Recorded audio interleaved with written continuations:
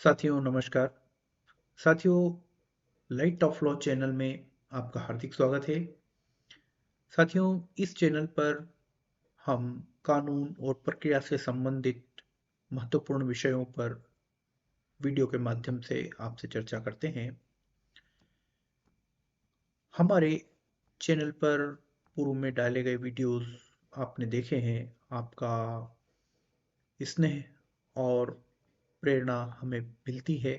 आप निरंतर सब्सक्राइब करते हैं, लाइक करते हैं, शेयर करते हैं और आपकी यही प्रेरणा, यही शक्ति हमारे वीडियो चैनल को ग्रो करती है।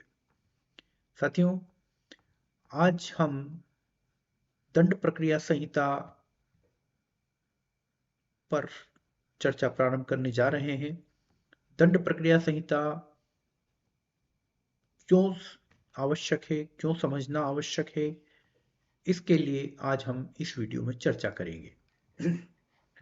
साथियों, दंड प्रक्रिया संहिता 1973 भारतीय न्यायिक प्रणाली में दंड प्रक्रिया का प्रबंधन करती है। इस संहिता का अध्ययन करना हमारे लिए उपयोगी और महत्वपूर्ण है। ऐसा क्यों है, इस बारे में हम आज बात करेंगे। साथियों, इस संहिता का अध्ययन करके हम न्यायिक प्रक्रिया को समझने में सक्षम होते हैं। कैसे एक आरोपी को दंडित किया जाता है, उसकी सुनवाई कैसे होती है और उसे दंडित किया जाता है, यह सब इस संहिता में मिलता है।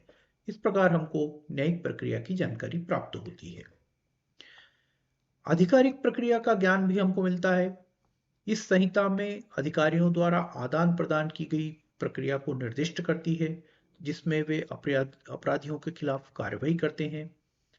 हमको यह समझने में मदद मिलती है कि यह प्रक्रिया कैसे होती है और कैसे न्यायिक निर्णय लेते हैं। कानूनी प्रणाली का अध्ययन भी हम समझते हैं। दंड प्रक्रिया संहिता के अध्ययन से हमको भारतीय कानूनी प्रणाली को समझने में मदद मिलती है। विभिन्न कानूनी प्रावधानों के साथ कैसे काम करना है, उन्हें कैसे अपनाया जाता है और कैसे न्यायिक प्रक्रिया को समाप्त किया जाता है, ये जानकारी भी हमको मिलती है। अधिकारियों और न्यायालयों की भूमिका क्या होती है, इस संहिता का अध्ययन करने से ये भूमिका कैसे निभाते हैं सभी अधिकारी और न्यायालय, कैसे वे न्यायिक प्रक्रिया के माध्यम से समस्याओं का समाधान करते हैं, ये जानकारी हमको मिलती है।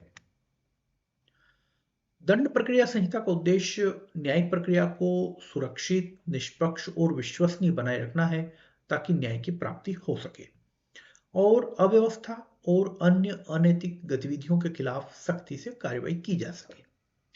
इससे समाज में न्याय की स्थापना होती है और लोगों को विश्वास रखने में मदद मिलती है। साथियों, हमने अभी दंड प्रक्रिया संहिता का अध्ययन क्यों करना चाहिए, ये संक्षिप्त में बताया। अब हम दंड प्रक्रिया संहिता लागू होने से लेकर इसमें प्रयोग किए गए कानूनी शब्दों, वाक्यांशों और भावार्थों के बारे में भी विचार कर लेते हैं, ताकि हमें संहिता की धाराओं को समझने में कठिनाई ना हो। संहिता के अध्याय 1 में परिभाषाएं दी गई है, इसलिए हम इस पर विस्तृत रूप से चर्चा करेंगे। आइए साथियों,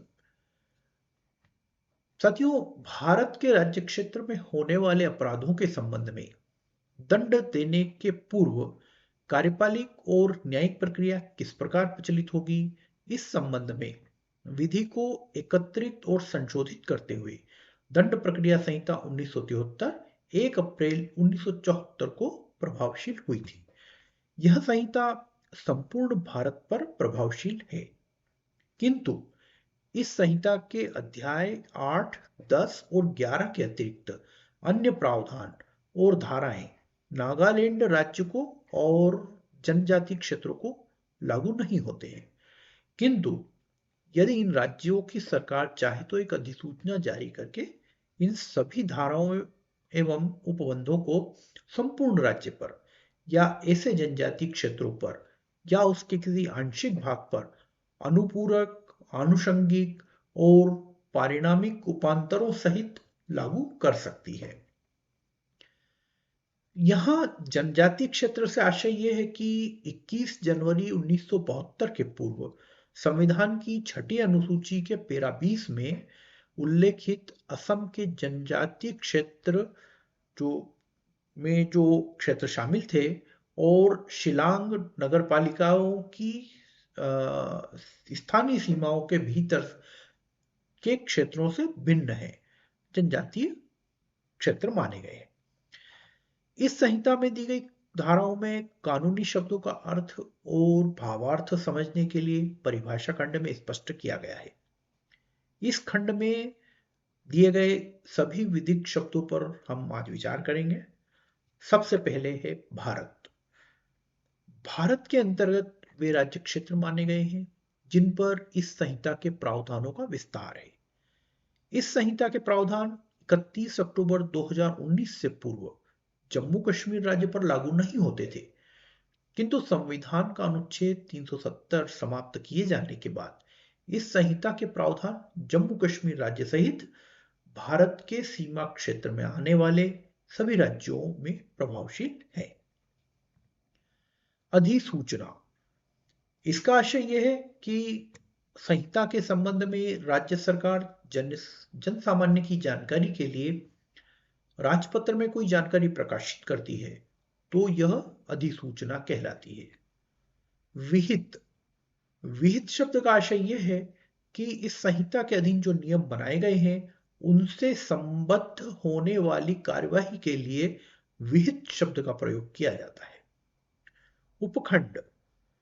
राज्य शासन द्वारा प्रशासनिक इकाई के रूप में जिले का गठन किया जाता है और प्रशासनिक सुविधा की दृष्टि से जिले को कई भागों में विभाजित किया जाता है। ऐसे विभाजन के बाद प्रत्येक भाग को उपखंड कहा जाता है। अगला विधिक शब्द है जो बहुत महत्वपूर्ण है, वह है पीड़ित। पीड़ित किसको कहते हैं? यह शब्द ही भारतीय दंड संहिता और दंड प्रक्रिया संहिता को उत्पन्न करने वाला माना जा सकता है। यह आधारभूत शब्द है। जब तक कोई पीड़ित नहीं होगा, आरोप नहीं होगा, आरोप नहीं होगा तो अपराध नहीं होगा, अपराध नहीं होगा तो दंड नहीं मिलेगा, दंड के लिए प्रक्रिया नहीं होगी। इस सारे शब्दों का मूल ये पीड़ित शब्द है। पीड़ित शब्द का क्या आशय होता है? किसी व्यक्ति पर कोई आरोप लगाया जाता है कि ऐसे अभियुक्त व्यक्ति के किसी कार्य या कृत्य को छुपाने के कारण किसी अन्य व्यक्ति को कोई हानि होती है या कोई क्षति होती है तो वह व्यक्ति पीड़ित कहलाता है। पीड़ित शब्द के अंतर्गत उसका संरक्षक और विधिक वारिस भी माना जाता है। आरोप। आरोप का क्या आशय है? जब किसी अपराध के लिए किसी व्यक्ति पर कोई विधि विरुद्ध कृत्य का एक या अधिक शीर्षक बनाया जाता है तो प्रत्येक शीर्षक एक आरोप माना जाता है। अपराध। अपराध से क्या आशय है? जब कोई व्यक्ति ऐसा कार्य करता है या अपने किसी कार्य को या तथ्य को छिपाता है जो किसी भी कानून के अंतर्गत दंडनीय कृत्य बनाए गए हैं, अपराध कहलाते हैं। इसमें पशु अधिचार अधिनियम की धारा 20 के अंतर्गत जिनमें परिवाद किया जा सकता है वे सभी कार्य भी अपराध के अंतर्गत आते हैं। जमानती अपराध। इसका मतलब संहिता के अंत में एक अनुसूची दी गई है जो प्रथम अनुसूची कही जाती है। इसमें जो अपराध जमानतीय रूप में दिखाए गए हैं वे ही जमानती श्रेणी में माने जाते हैं। यदि पूर्व में किसी अन्य विधि में कोई अपराध जमानतीय बनाया गया है और इसके अलावा जो अजमानती अपराध से भिन्न कोई अपराध भी हो तो वो भी जमानती श्रेणी में माना जाता है। संज्ञेय अपराध। संज्ञेय अपराध किसको कहते हैं? इसका मतलब यह होता है कि पुलिस अधिकारी वारंट के बिना गिरफ्तार करने की शक्ति रखता है। यह शक्ति पुलिस अधिकारी को कौन कौन से अपराधों में प्रदान की गई है यह संहिता के अंतर्गत वर्णित प्रथम अनुसूची में उल्लेखित है। असंज्ञेय अपराध। इससे आशय ऐसा अपराध होता है जिसमें पुलिस अधिकारी को वारंट के बिना गिरफ्तार करने की शक्ति नहीं होती है। वारंट मामला। ऐसा आपराधिक मामला जिसमें मृत्युदंड, आजीवन कारावास या 2 वर्ष से अधिक की अवधि के कारावास का दंड दिया जाने का प्रावधान होता है, वारंट मामले कहलाते हैं। समन मामला ऐसा मामला जो किसी अपराध से संबंधित होता है, परंतु ऐसे मामले की प्रकृति वारंट मामले की प्रकृति के समान नहीं होती है। परिवाद परिवाद से क्या आशय है? इससे आशय यह है कि कोई व्यक्ति इस संहिता के अधीन कार्यवाही किए जाने की दृष्टि से मौखिक या लिखित रूप में मजिस्ट्रेट के समक्ष जो आवेदन या शिकायत प्रस्तुत करता है, जिसमें वह यह बताता है कि किसी ज्ञात या अज्ञात व्यक्ति ने अपराध किया है, यह परिवाद कहलाता है। परिवाद में पुलिस रिपोर्ट शामिल नहीं है।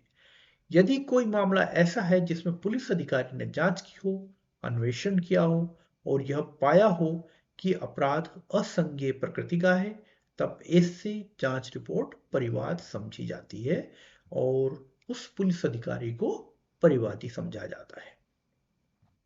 उच्च न्यायालय उच्च न्यायालय से आशय भारत के संविधान के अनुसार स्थापित राज्य का उच्च न्यायालय है। इसके अलावा किसी राज्य के उच्च न्यायालय की अधिकारिता यदि किसी अन्य संघ राज्य क्षेत्र पर विस्तारित की गई हो, तो ऐसा विस्तारित अधिकारिता वाला उच्च न्यायालय भी उच्च न्यायालय की श्रेणी में आता है। इसके अलावा किसी अन्य संघ राज्य क्षेत्र के संबंध में दंडिक अपील का सर्वोच्च न्यायालय भी उच्च न्यायालय माना जाता है, परंतु यह भारत के उच्चतम न्यायालय से भिन्न है। स्थानीय अधिकारिता इसका आशय यह है कि किसी न्यायालय या मजिस्ट्रेट जिस क्षेत्र में इस संहिता की शक्तियों का प्रयोग कर सकता हो, तब यह कहा जाता है कि इस न्यायालय या मजिस्ट्रेट की स्थानीय अधिकारिता है। राज्य सरकार किसी अधिसूचना के द्वारा स्थानीय क्षेत्र में संपूर्ण राज्य या राज्य का कोई भाग समावेश कर सकती है। न्यायिक कार्यवाही इसका आशय यह है कि कोई ऐसी कार्यवाही जिसके अनुक्रम में साक्ष्य लिया जाता है, जो वैध रूप से शपथ ग्रहण कराकर लिया जाता है या लिया जा सकता है। शपथ अधिनियम के अंतर्गत जब कोई साक्ष्य शपथ लेकर दिया जाता है, तो वह सत्य माना जाता है। यदि शपथ के उपरांत कोई तथ्य असत्य या झूठा पाया जाता है, तो शपथ लेने वाला व्यक्ति दोषी माना जाकर दंडित किया जाता है। जांच इससे आशय यह है कि संहिता के अधीन मजिस्ट्रेट या न्यायालय द्वारा की जाने वाली प्रत्येक जांच सम्मिलित है, किंतु यह स्पष्ट किया गया है कि यह जांच विचारण से भिन्न है। पुलिस रिपोर्ट से आशय यह है कि संहिता की धारा 173 की उपधारा 2 के अंतर्गत किसी पुलिस अधिकारी द्वारा मजिस्ट्रेट को भेजी जाने वाली रिपोर्ट पुलिस रिपोर्ट कहलाती है। पुलिस थाना राज्य सरकार साधारण रूप से या विशेष रूप से किसी चौकी या स्थान को पुलिस थाना घोषित करती है या इसके निमित्त कोई ऐसा स्थानीय क्षेत्र नियत करती है जो पुलिस थाना माना जाता है। पुलिस थाने का भार साधक अधिकारी राज्य शासन प्रत्येक पुलिस थाने में स्थायी रूप से भार साधक अधिकारी नियुक्त करती है, किंतु ऐसी दशा में जब भार साधक अधिकारी उपस्थित न हो या बीमारी या अन्य कारण से कर्तव्य पर न हो, तब थाने में कांस्टेबल की रैंक से ऊपर का कोई पुलिस अधिकारी जो भार साधक अधिकारी की रैंक से ठीक नीचे का है, भार साधक अधिकारी माना जाएगा, या राज्य सरकार के निर्देश के अनुसार अन्य कोई पुलिस अधिकारी भार साधक अधिकारी माना जाएगा। स्थान से क्या आशय? इसमें कोई ग्रह यानी घर, भवन, तंबू, यान अर्थात वाहन और जलयान शामिल है।